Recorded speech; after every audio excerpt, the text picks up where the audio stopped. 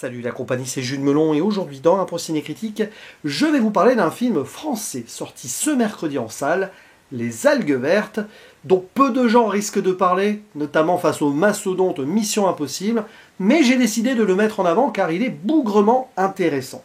Il s'agit d'une énième réalisation de Monsieur Pierre Jolivet qui au début de sa carrière avait fait un film avec Luc Besson, le premier long métrage de ce dernier d'ailleurs, Le Dernier Combat, mais ça s'est pas très bien passé entre les deux. Depuis, Pierre Jolivet a volé de ses propres ailes, fait un film très connu notamment, Ma Petite Entreprise avec Vincent Lindon et l'autre, et quelques œuvres sociales dans le lot, voire politiques. Et bien ici, oui, nous sommes face à un brûlot très engagé, adapté d'ailleurs d'une bande dessinée coécrite par Inès Léraud, qui n'est nulle autre que la journaliste phare ici, personnage principal, de ce film donc très réaliste et basé sur des faits très réels. Et pour l'interpréter, nous avons Céline Salette, qu'on a vu plus tôt cette année dans Brillante, autre œuvre un petit peu sociale. À ses côtés, Nina Meurice, qui joue sa compagne Judith. Il y a aussi Julie Ferrier dans le rôle d'une veuve, d'une des victimes, de ces algues vertes au sens large. Citons aussi la présence de Jonathan Lambert, qui interprète un politicien d'abord dans un conseil régional et ensuite député européen. Il y a aussi Adrien Jolivet, le fils de Pierre, avec qui il a beaucoup joué, et qui apparaît au début dans le rôle d'un urgentiste, le premier témoignage d'ailleurs, fait à cette journaliste. Synopsis donc, oui, nous allons voir le combat d'Inès Léraud, qui va durer plusieurs années, entre les années 2010 et de nos jours, puisque un beau jour, elle va en Bretagne constater les dégâts, donc ces algues vertes qui pullulent sur les plages et plus si affinités, causant des décès d'animaux et potentiellement aussi d'êtres humains. Donc elle va se battre pour que l'enquête soit menée, qu'on puisse reconnaître que ces victimes le sont à cause de ce problème, on va dire, industriel, parce que derrière cette pollution se cache tout un système agroalimentaire en Bretagne, et elle va devoir recueillir des témoignages de personnes qui veulent plus ou moins en dire, et se battre, vraiment, beaucoup, avec le soutien de sa compagne, qui décide d'aller avec elle en Bretagne, dans la maison de ses parents d'ailleurs.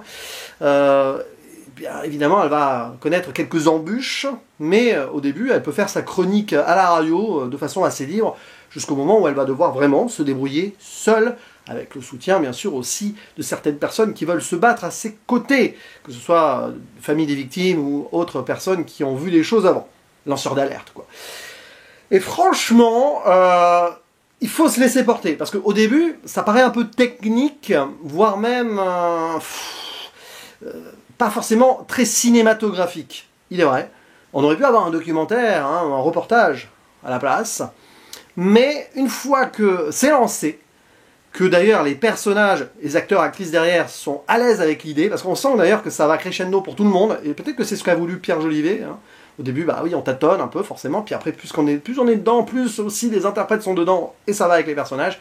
Franchement, on a du mal à respirer, et on va au bout avec une certaine tension. On a vraiment un film politique, journalistique à la française, qui fait plaisir, parce qu'on n'en voit pas énormément. Bon, on en a des films sociaux engagés quand même, heureusement. Mais là, sur un sujet dont j'avais vaguement entendu parler, et qui n'a jamais vraiment fait la une de beaucoup de journaux non plus, et qu'il faut vraiment évoquer, parce que ce qui se passe en Bretagne, et c'est encore en cours, l'enquête est en cours, à la fin d'ailleurs, on a ce moment Wikipédia, mais nécessaire pour savoir où on en est, tout ceci est urgent, j'ai envie de le dire, et Pierre Jolivet, il a vraiment voulu tirer la sonnette d'alarme. Vous voyez, il a 70 ans maintenant, il n'a plus rien à prouver, il balance ça, et c'est fait avec une certaine honnêteté, on ne va pas aller dans l'esbrouf. Les seuls moments véritablement purement cinéma sont quand on filme la nature, parce que oui, on montre que la Bretagne, c'est beau, et que ces paysages, ces gens qui vivent là-bas, méritent d'être tranquilles. Et en fait, il s'avère que ce n'est plus possible. Alors déjà à cause de cette pollution, et bien sûr cette surindustrialisation, surconsommation, surproduction, pour concurrencer les autres pays. Vous connaissez l'idée, je pense que le problème de l'agriculture en France va au-delà de la Bretagne, bien sûr. On sait que les agriculteurs en France subissent beaucoup et souffrent. Et là, en Bretagne en plus, ça crée des morts parce que... bon, pour faire simple, je vais expliquer l'idée. À force de trop élever de porcs et de poulets, après, ils rejettent leurs excréments dans les engrais. Quand il pleut, pouf, ça va dans la rivière, ça va ensuite vers la mer, et ces algues vertes sont attirées par ce qu'il y a dans le lisier des ports notamment, et prolifèrent sur les plages, sauf que ces algues vertes en décomposition comme cela, elles dégagent un gaz hautement toxique pour les êtres vivants, donc il y a des gens qui meurent. Dans le film, il y en a 2, 3, 3, voilà. Et évidemment, les autorités ne veulent pas reconnaître ces morts. Pas vraiment accident du travail, on ne sait pas trop, non, il a juste fait une crise cardiaque. Parce que si on commence à dire que oui, il y a un problème, eh bien on remet en cause tout le système industriel et économique d'une région qui, malheureusement, depuis des années, en a besoin de cela. D'où le terrible dilemme à un moment de ce député, là, joué par Jonathan Lambert, qui forcément est dans le système, et qui ne peut rien faire et ne rien dire. Enfin, il ne va pas aller dans le sens de la journaliste. Pourtant, il a l'air plutôt de bonne volonté sur le premier témoignage, mais plus tard, quand il a ses responsabilités, oulala, il faut pas trop. Hein. Par un moment, d'ailleurs, il dit « Nous sommes en guerre, une guerre économique contre les autres pays. » À mon avis, ce député, on connaît son parti politique. Enfin, je ne sais pas si c'est une référence, mais ça vous rappellera quelque chose, hein, l'époque du Covid. Et oui, nous sommes en guerre, oui, parce que, évidemment, l'économie doit tourner à fond, à cause de ce qu'on appelle le remembrement qui vient des Américains, où on a réussi à implanter cette agriculture de surexploitation avec rentabilité pour pouvoir voilà, balancer ça dans tous les pays, et oui, gagner de l'argent, mais derrière, la nature a ses limites, c'est la preuve ici.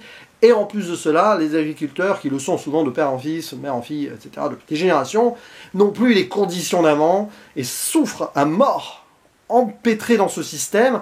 Et le pire, c'est que au milieu de tout ça, même en souffrant, certains sont bloqués dans une omerta absolue, puisque chacun dépend de cette économie. Donc témoigner contre ça, ça revient à aller contre un frère, une sœur, le maire du village, etc., mais aussi le voisin, les amis. C'est ce que dit d'ailleurs le personnage de Julie Ferrier, brillant d'ailleurs, brillante pardon, dans son interprétation, mais le personnage est vraiment brillamment écrit, c'est ce que je voulais dire.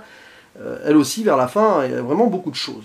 Pour moi, c'est la meilleure actrice du film, avec Céline Salette, qui dans la deuxième partie est absolument à fond dedans. Au début, ça vivote un peu, mais je pense que dans l'écriture, c'est logique.